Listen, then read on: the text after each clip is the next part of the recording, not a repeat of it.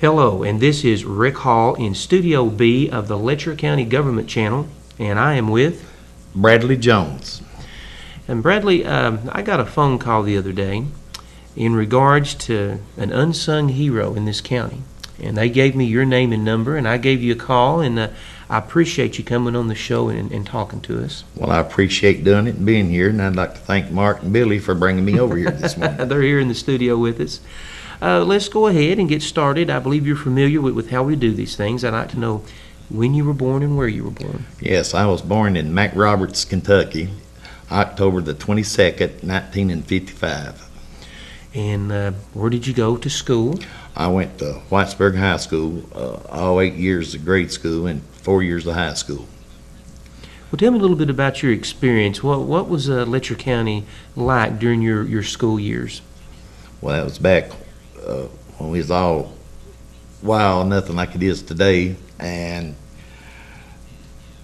we'd call going to Druthers parking lot, that was a big thing. That or sitting on the bridge in Whitesburg right there, the jury box, which it's called something else today. That was hanging out on the bridge. That was the big thing. What was Druthers in the location of the current Dairy Queen? Yes. Okay. So pretty much had a happy high school and grade school, no problems there, just average kid, having fun. Yes, sir. Well, what did you do after you got out of high school? I went to Eastern Kentucky University for 2 years and got me a criminal law degree in law enforcement. Well, that school is very famous for Yes. Yes, it is. Okay, well, let's go ahead and take it to the next level. What did you do after that? Well, after I got out of college, I came back home, and lo and behold, the city of Whitesburg had an opening for a policeman, and Nathan Baker was the chief, and a real good man. And I went up and filled out an application, and the Lord blessed me by getting that job, and I thought that was the greatest day I've ever had, and still do. So you started out as a Whitesburg police officer? Yes, sir. Police for 14 years, With the city of Whitesburg. Wow. And then James Wally Craft got elected Commonwealth Attorney, and he asked me would I come and be his detective. So I spent the next 8 years being Commonwealth Detective with James Wiley in the Commonwealth Attorney's office. Well, I understand that you have worked on some high-profile cases here in Letcher County. Which one would you like to talk about first? Well, one that comes to my mind right off is Dr. Acker's case. I helped on that. There was several of us worked on that. Danny Webb worked on that one also. Oh, yes. Yeah. Danny Webb is a fine man, and I guess he's about the smartest law enforcement man I've ever known. I've always told people that you could take Danny out of the state police, but you'll never be able to take the state police out of Danny. Well, where were you when you heard about the Dr. Acker and the Tammy Acker case? Well, I was a Commonwealth detective, and James Wiley had got a hold of me and said, we got a call Mac Roberts to come by and get me. So I went by and picked him up, and we drove up to the scene. What can you tell us about that case? Well, we had the scene blocked off and several people around, and we just started gathering evidence. Frank Fleming, he's another fine detective, and Danny, and Neon City Police, and we just started gathering our evidence and taking statements from there. I'm sure it had to be almost a surreal experience. Oh, it is. That's still think about it. Mm-hmm. Well, how long did it take you guys to get a break in this case? Oh, gee, it took probably a month and a half. That was hard working at it. And how it all got started, whenever they left a briefcase, and it had a thumbprint, and that thumbprint matched up to one of the criminals. To one of the criminals, yes. And we started chasing them down from there, and found out they'd been in Letcher County, and they'd stopped up at Neon Chevron and had coffee and went in the bathroom and put on suits, Oh, man. And they posed as FBI agents. So that's how they gained their That's how entrance they into gained the. their entrance, yes. And I'm sure most people that were around then, it was just absolutely just shocked the community. Oh, it did. It shocked the whole community, and nothing that bad had ever happened before around here. No. And to this day, I don't think there'd been nothing that bad. One of the more interesting things, in retrospect of that case, was how much money that he had basically in it. Was it a chest that he kept the money in? It was a safe in the bedroom. A safe in the bedroom? Yes. So he had to open the safe up, I guess, to give them access? They tried to get Tammy to open it, and she wouldn't, and the Dr. Acker finally opened it, and there was all that money. And during the investigation, it was a Sunday before it happened, Dr. Acker used to be a silent partner in helping co-operators, and there's one of the co-operators from Letcher County come up to borrow $50,000 off of him on a Sunday.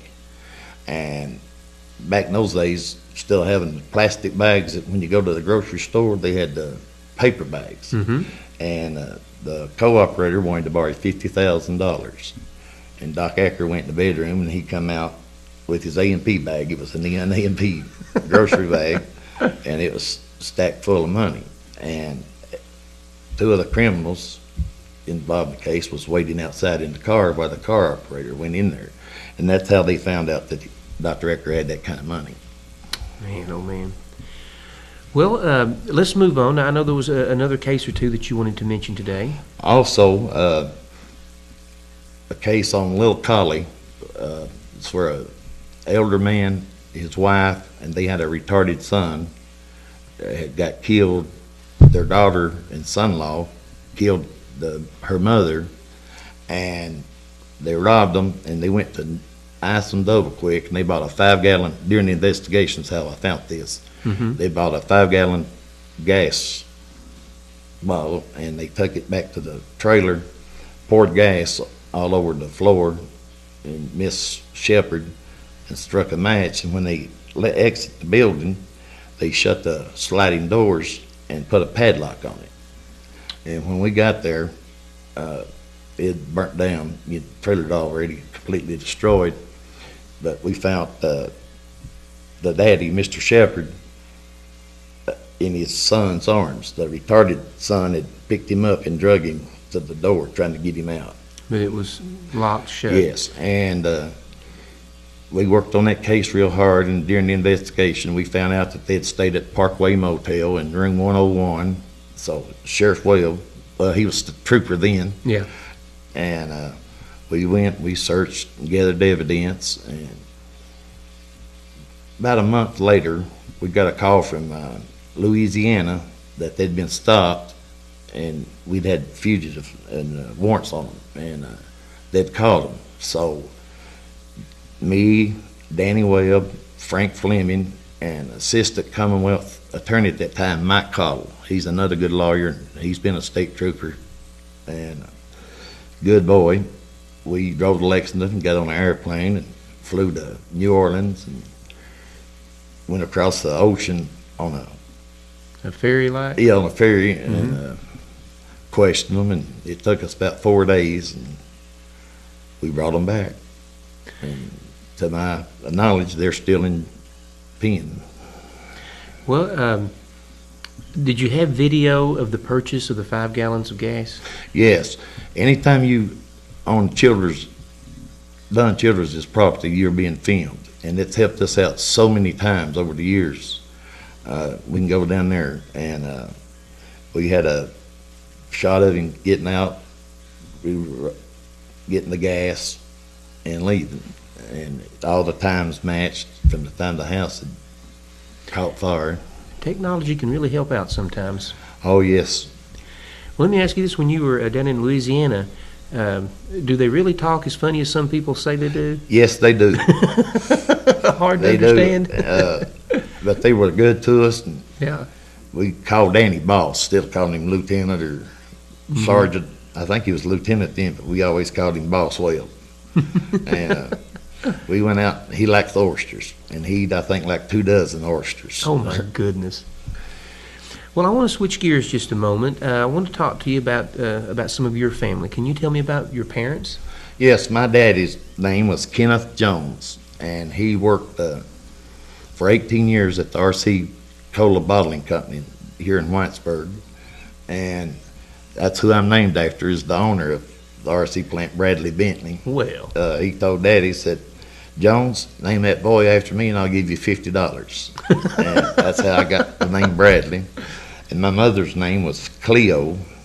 They're both gone. And she was from Crass Collie. Stallard was her maiden name. And that's where I lived all my life there in Whitesburg. have any brothers or sisters? I have 2 brothers, which one is dead. He passed away 4 years ago with a heart attack. Then I have another brother that lives in Ashland. He works for Duke Energy. He buys coal and travels all over the world, and he does real good. And I have one sister. She was 32-year-old, and she was found dead from a drug overdose. Mm-hmm. And that destroyed us. Well, talk to me a little bit about now. What total? How many years were you in law enforcement? 22. 22 years. Yes, sir. Do you miss it? Every time I see a police car, I could cry. Back in my days of being a policeman, when we got a new cruiser, it was an ex-state police cruiser, already worn out, and that was the prettiest thing in the world then, I thought. Now, every department has these all-new cruisers, and I get sick of my stomach sometimes. I always tell them I'm going to come down and just drive one. Yes, I may die a terrible death, but I'll die a policeman. Well, talk to me about some of the differences you saw in law enforcement in your 22 years from when you first started to when you retired. Well, when I first started, you take like on Main Street, I never did want to be the day shift policeman because you had to sit right there in front of the courthouse, and it was a Walgreens drugstore where the attorney's offices are now, and we'd have to direct that traffic.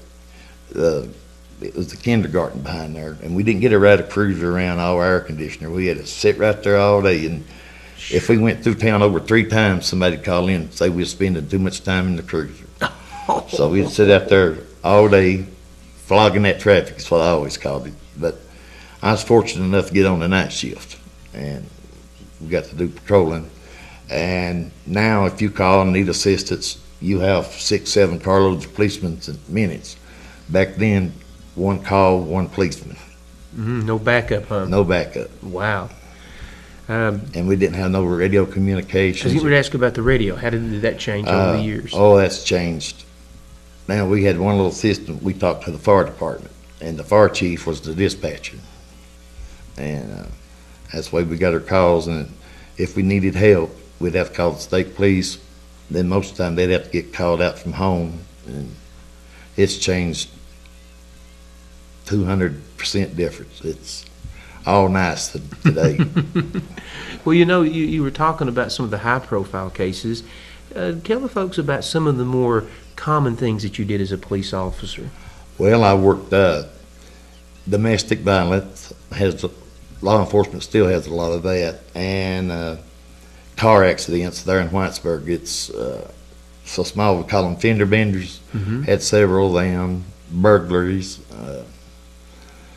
and one particular case. I lived in Whitesburg beside the apple shop, and there's some neighbors across the road. Well, when I'd get off of work, they would watch me pull in, and they'd get out and rob, and they was robbing town blind. That's when they was beginning to build the bypass, and they went up there one night and stole several $100s worth of generators and radiators, and that was driving me crazy. And I noticed one morning whenever I parked my cruiser and I was writing down the mileage, I looked and I seen them boys getting in their green Ford truck, and I didn't think nothing about it. Went in the house. Well, when I come to work that evening, bypass had been robbed again, the equipment. So I said, something's got to be done about this. Excuse me. And I went to Paul Mason's and I borrowed a car.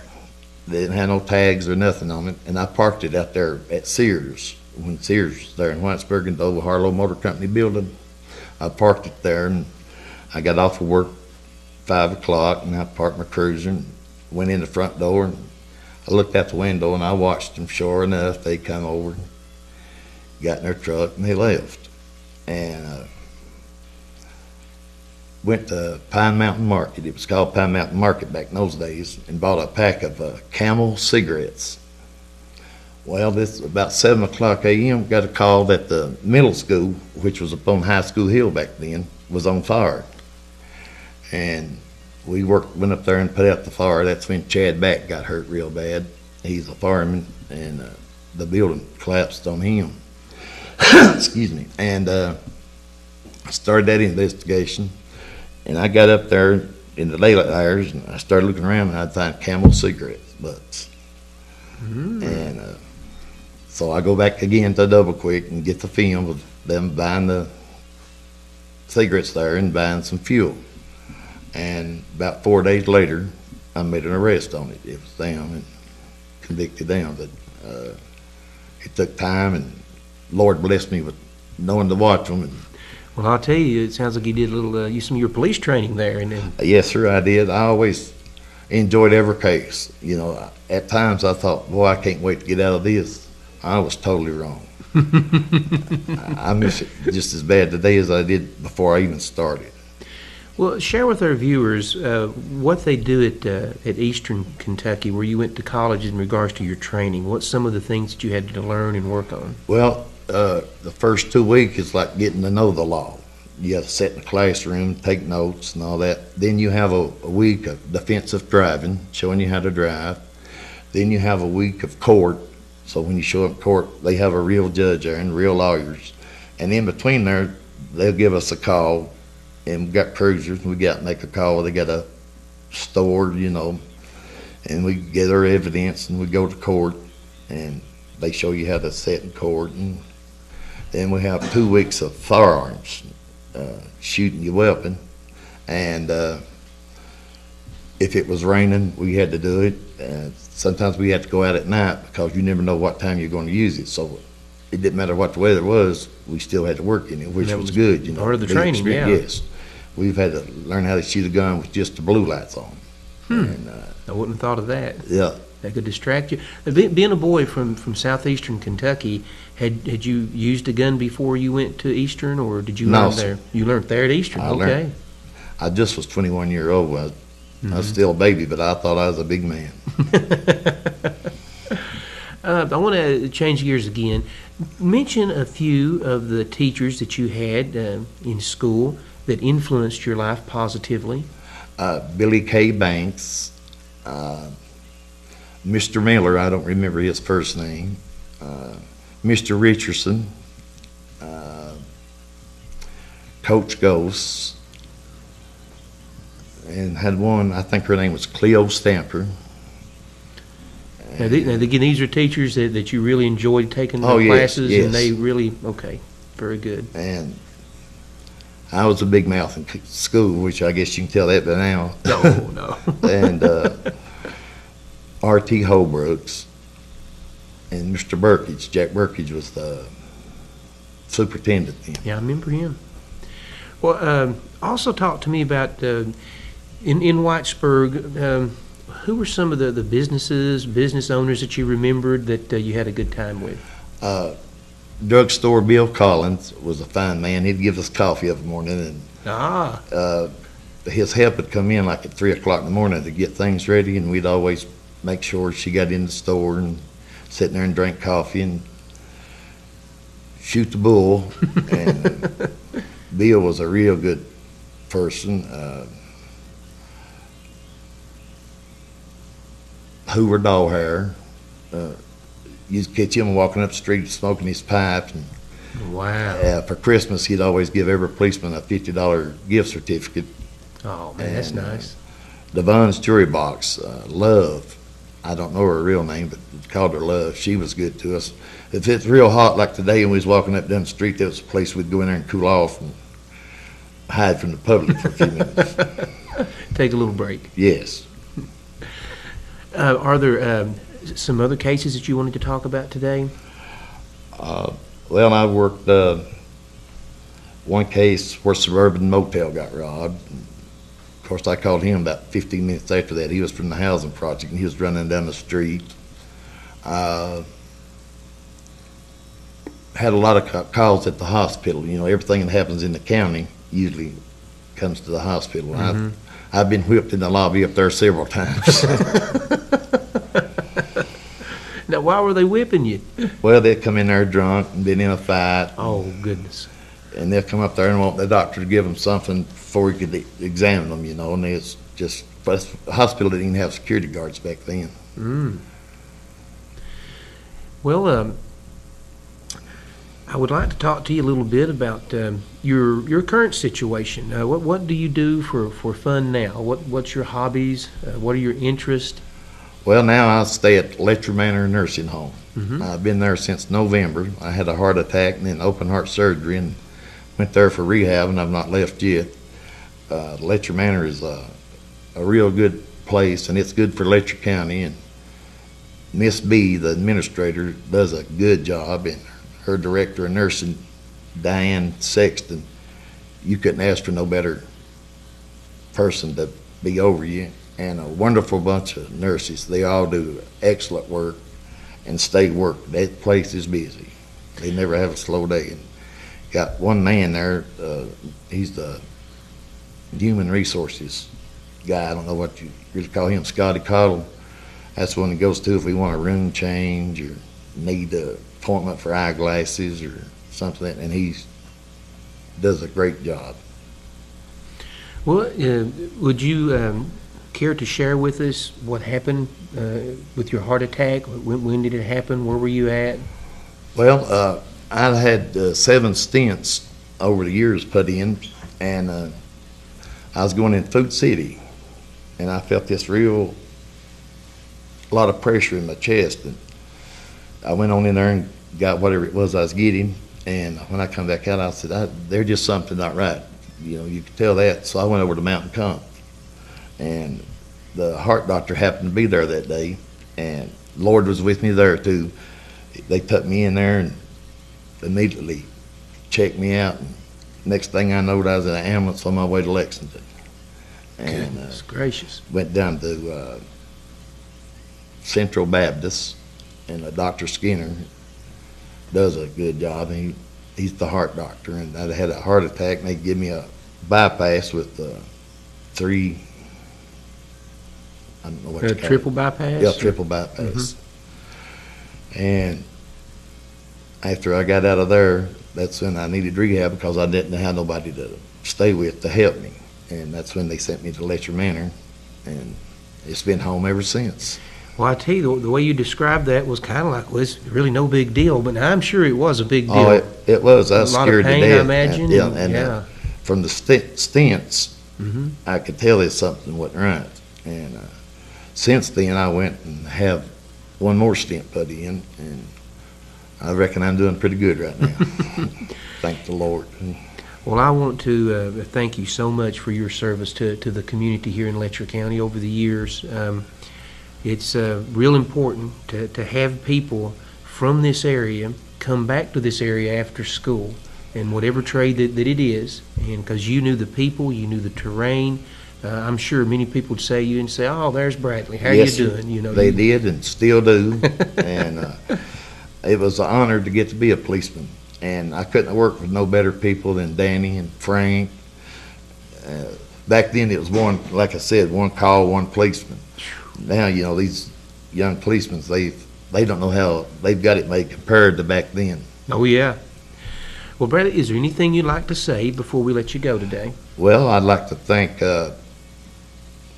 Mark Adams for taking care of me. He keeps me up in cigarettes and Coca-Colas, and he's just like a brother to me, and drives me to the doctor when I need. He just does a lot for me that he don't have to do, and I never will forget that. And I'd like to thank all of the nurses at Letcher Manor, and the director of nursing, Miss Diane, and all the staff for being good to me. Because I get a little wild down there, and they get right on me, but they're wonderful people. I love them all to death.